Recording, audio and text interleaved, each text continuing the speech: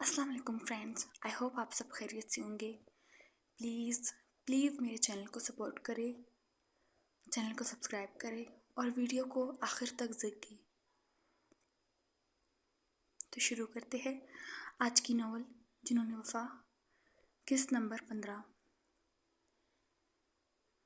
सर्द शाम की तेज़ बर्फीली हवा खानज़दा हवेली की बुलंद बाला सफ़ेद सतूनों से टकराकर एक सनसनाहट पैदा कर रही थी। हवेली की वसी और अरीज़ ढलान में खड़ी ब्लैक लैंड क्रूज़र V8 और सिक्योरिटी की दीगर गाड़ियां अभी अभी आकर रुकी थी। गाड़ियों के दरवाजे खुलने और बंद होने की बारी आवाज़ें ढलान में गूंजी तो हवेली के अंदर का सकता टूटा। हानिया पिछले कई घंटों से मुसल्ले पर बैठी हाथ उठाए अपने शौहर और अपने सरदार की सलामती की दुआ मांग रही थी। जैसे ही बाहर गाड़ियों का शोर सुनाई दिया, इसके दिल की धड़कनें एकदम तेज हो गई। वो अपनी हवास खो बैठी। पैरों में चप्पल पहनने का होश था, न सर से लगती हुई दुपट्टे की परवाह। वो भागती हुई कदमों से कमरे से निकली और सीढ़ियाँ उतरती चली गई। जब वो मरकज़ी हाल से होते हुए ढलान की वसी दहलीज पर पहुंची तो सामने का मंजर इसके दिल को मुट्ठी में लेने के लिए काफ़ी था। सबसे पहले वहाज खानज़ादा गाड़ी से उतरा।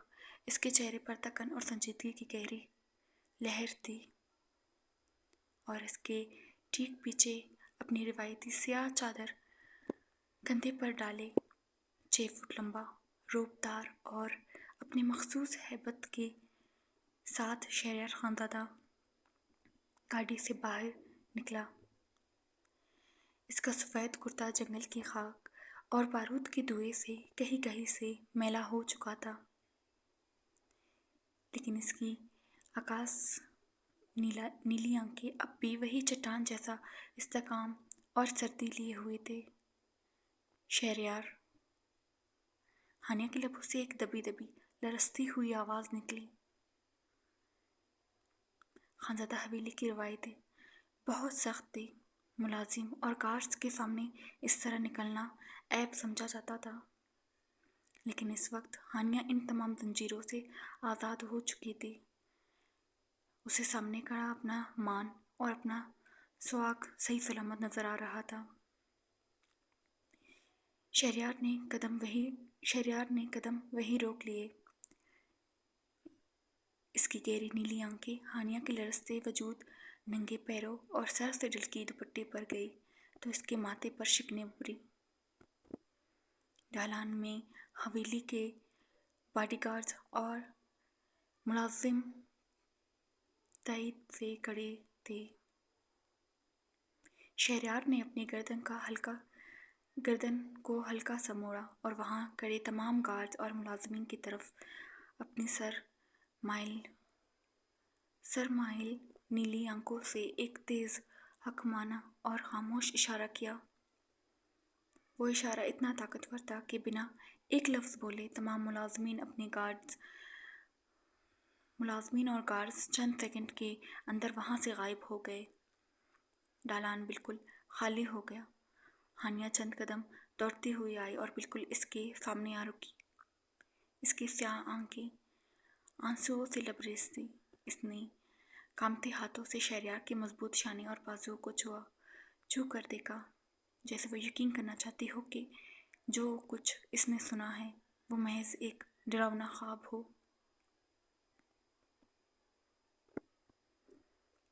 आप ठीक है ना? आपको कहीं लगी तो नहीं? हानिया की आवाज़ शिद्दत जज्बात से रुंध गई। आंसू इसके गुलाबी गालों पर बह निकले।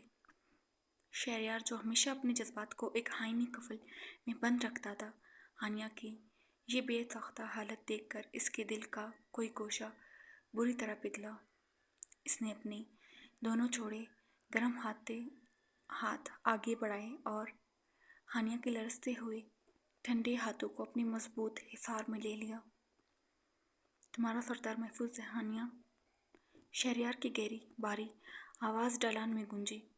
جس میں صرف ہانیہ کے لیے ایک انوکھی نرمی تھی۔ دشمن کی کوئی گولی ابھی تک اتنی طاقتور نہیں ہے کہ شہریار خانزادہ تک پہنچ سکے۔ ہانیہ نے تڑپ کر اپنا سر اس کے چوڑے سینے سے ٹکا دیا، جہاں شہریار کے دل کی باقاعدہ دھڑکنیں اسے صاف سنائی دے رہی تھی۔ شہریار نے اپنی ایک بڑی ہتھیلی اس کے سر پر رکھی اور اس کی چادر کو درست کیا اور اسے خود میں بینچ لیا۔ ریلیکس ہانیہ، آپ زیادہ نہ سوچیں، میں ٹھیک ہوں، آپ روم میں جائیں، آرام کریں، ہم آتے ہیں، اوکے۔ ہانیہ نے سر اس بات میں ہلایا اور روم کی طرف بڑھ گئی۔ شہریار اسے جاتا ہوا دیکھتا رہا۔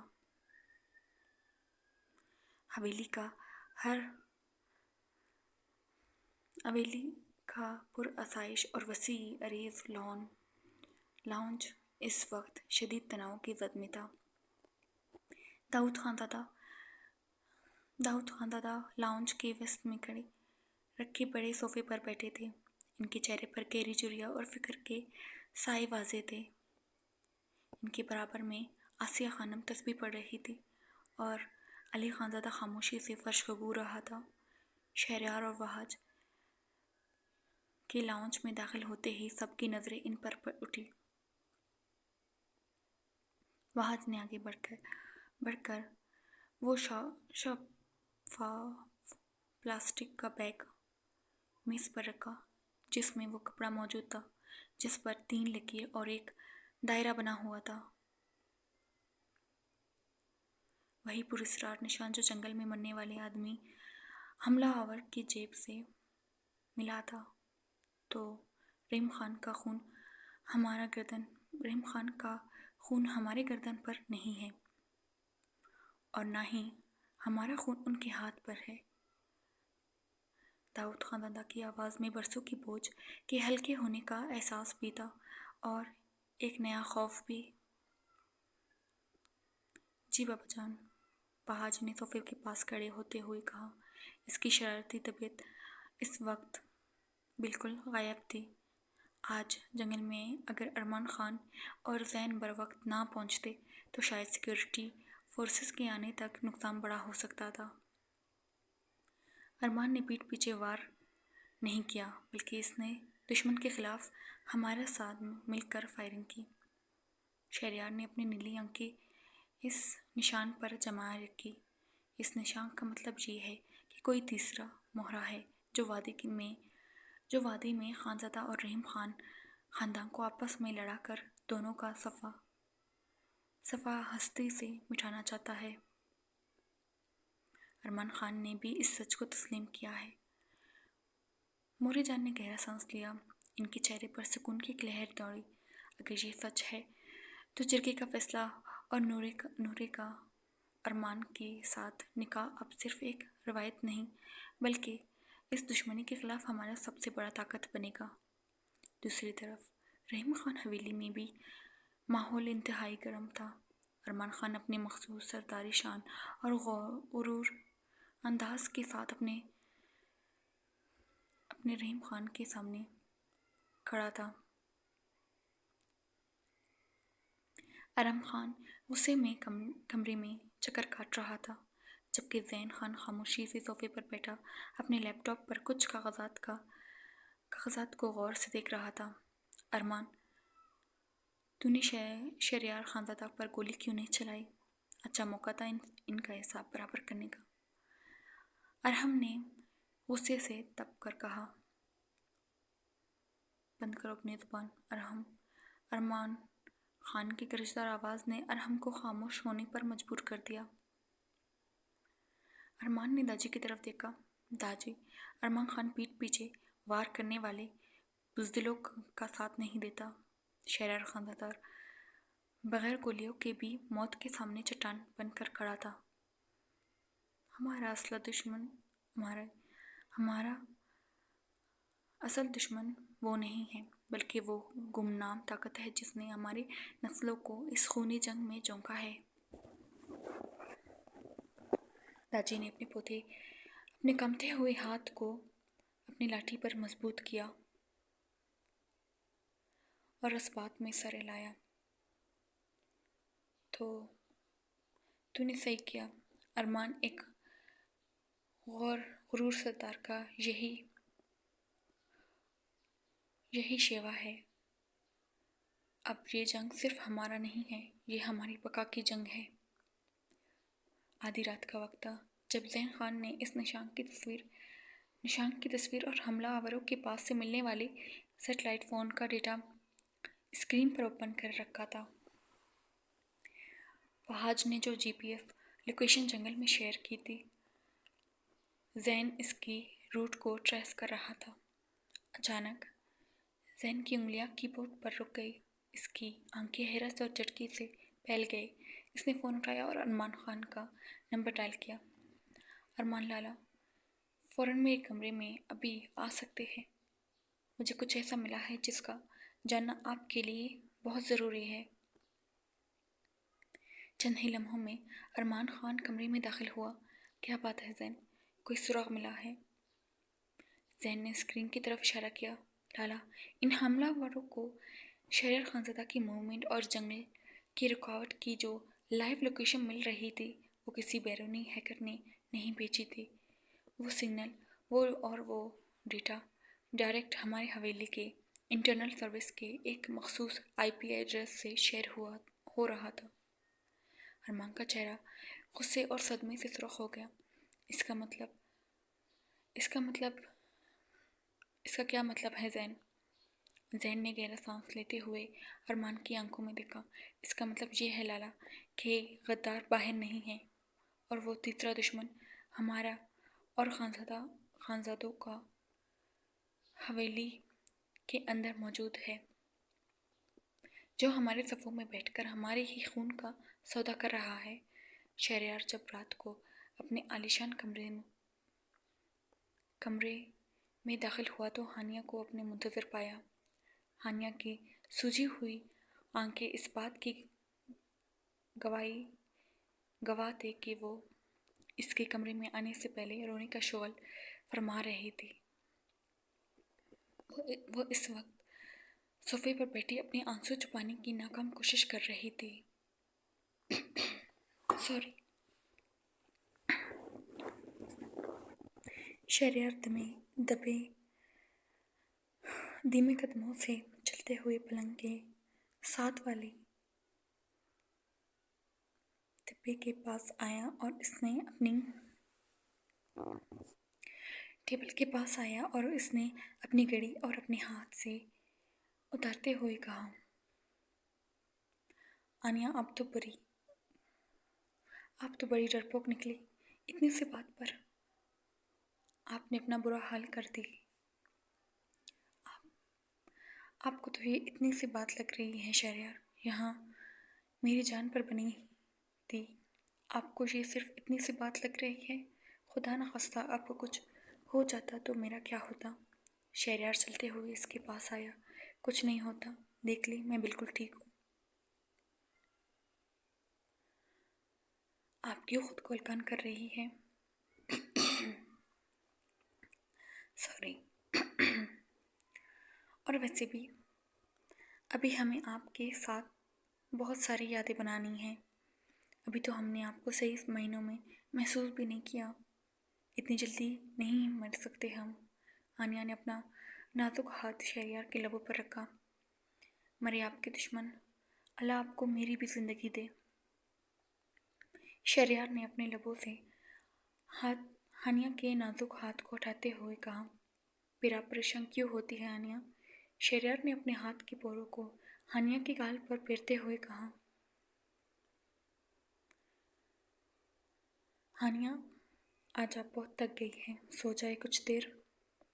शहरयार हानिया को लिए बेड पर बैठा।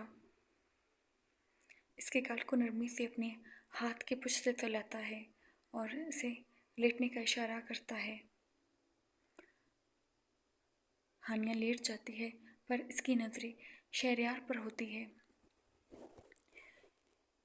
शहरयार आंखें बंद करने का इशारा करता है کہ وہ کچھ دیر آرام کر لے۔ ہانیہ شہریار کے ہاتھوں کو مضبوطی سے پکڑ کر نیند کے وادیوں میں کھو جاتی ہے۔ ہانیہ کے سر میں واقعی رونے کی وجہ سے بہت درد ہو رہی تھی۔ شہریار کچھ دیر ہانیہ کے معصوم چہرے کو دیکھتا رہتا ہے۔ شہریار ابھی اٹھنے والا ہی ہوتا ہے کہ اس کے فون پر کال آتی ہے۔ فون کی آواز کی وجہ سے ہانیہ ہڑبڑا کر اٹھتی ہے۔ شہریار غصے سے فون کو دیکھتا ہے۔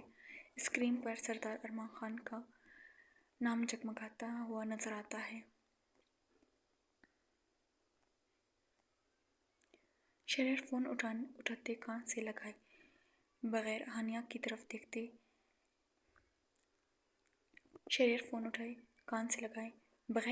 طرف دیکھے بالکنی میں چلا گیا۔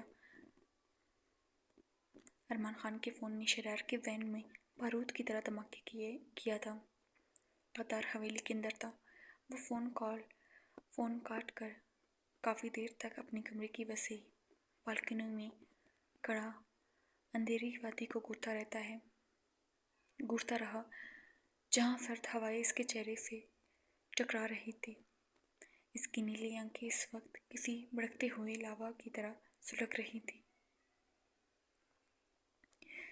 جب وہ بالکنی کا شیشے کا دروازہ سرکا کر کمرے کے اندر داخل ہوا تو ہانیہ ابھی بھی جاگ رہی تھی۔ وہ بیڈ پر بیٹھی تھی، اپنے گھٹنوں کے گرد بازو پھیلائے فکر مند نظروں سے شہریار کو دیکھ رہی تھی۔ شہریار کے چہرے پر پہلی ہولناک سنجیدگی اور اس کے جگڑے ہوئے جبڑے بتا رہے تھے کہ معاملہ اب پہلے سے کہیں زیادہ سنگین ہو چکا ہے۔ شہریار، ہانیہ نے دھیمے سے پکارا۔ اس کی آواز میں بے پناہ محبت اور فکر مندی تھی۔ ارمان لالا کا فون تھا۔ سب خیریت تو ہے نا؟ شہریار نے گہرا سانس لیا اور چلتا ہوا بیڈ کے قریب آیا۔ اس نے اپنا فون میز پر رکھا اور ہانیہ کے بالکل سامنے بیڈ کے کنارے بیٹھ گیا۔ اس نے ہانیہ کے معصوم اور خوبصورت چہرے کو دیکھا جس کی سیاہ آنکھیں صرف اس کے لیے دھڑکتی تھیں۔ شہریار نے اپنے مضبوط ہاتھ سے ہانیہ کے چہرے پر بکھرے زلفوں کو پیچھے کیا۔ اس کا لمس ہانیہ کے وجود میں سنسناہٹ پیدا کر گیا۔ سب ٹھیک کر دوں گا ہانیہ۔ شہریار کی آواز دھیمی لیکن مضبوط تھی۔ تمہیں بس مجھ پر بھروسہ کرنا ہے۔ اب اس وادی میں کوئی بھی خانزادہ کے سکون کو برباد نہیں کر پائے گا۔ ہانیہ نے اس کے ہاتھ پر اپنا ہاتھ رکھا۔ اس کی گرمی کو محسوس کیا۔ مجھے اپنے سردار پر خود سے بھی زیادہ یقین ہے۔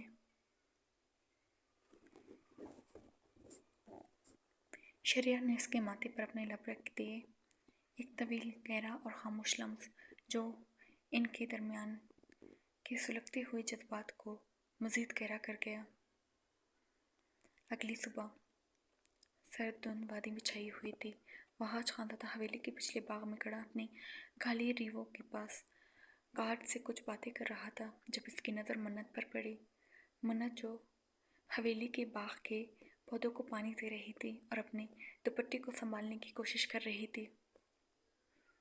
وحاج نے گارڈز کو جانے کا اشارہ کیا اور تیز قدموں سے منت کی طرف بڑھا۔ منت نے جیسے ہی وحاج کے قدموں کی چاپ سنی، اس نے مڑ کر دیکھا اور اس کے معصوم چہرے پر ایک خوبصورت مسکراہٹ سج گئی۔ وحاج لالا، منت نے خوشی سے پکارا۔ لالا کہنا بند کرو منت۔ وحاج نے اس کے بالکل قریب آ کر اس کے ہاتھ سے پانی کا پائپ لیتے ہوئے گہری بھوری آنکھوں سے اسے گھورا۔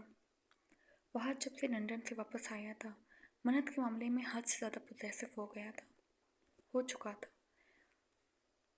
اسے منت کا کسی بھی دوسرے مرد کے سامنے آنا یا وحاج کو لالا کہنا سخت ناگوار گزرتا تھا۔ چاہے وہ حویلی کے کزنز ہی کیوں نہ ہو۔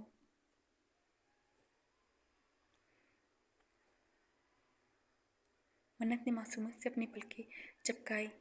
क्यों, आप भी तो लाला की तरह ही हैं। वहाज ने एकदम झुककर इसका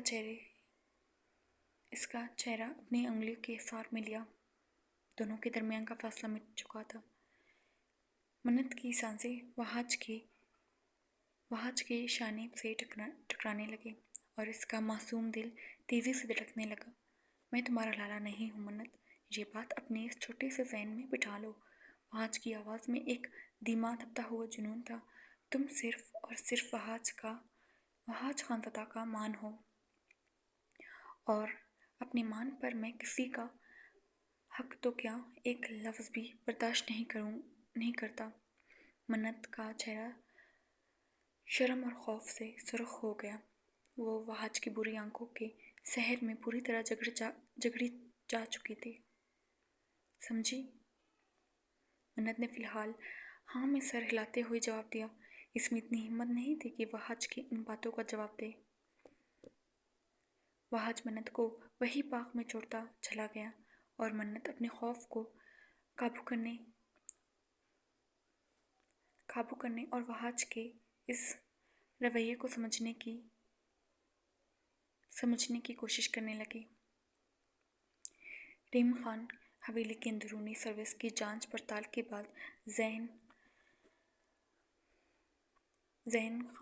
खान कुछ अहम कागजात और सीसीटीवी फुटेज का डेटा लेकर अरमान के पास पहुंचा।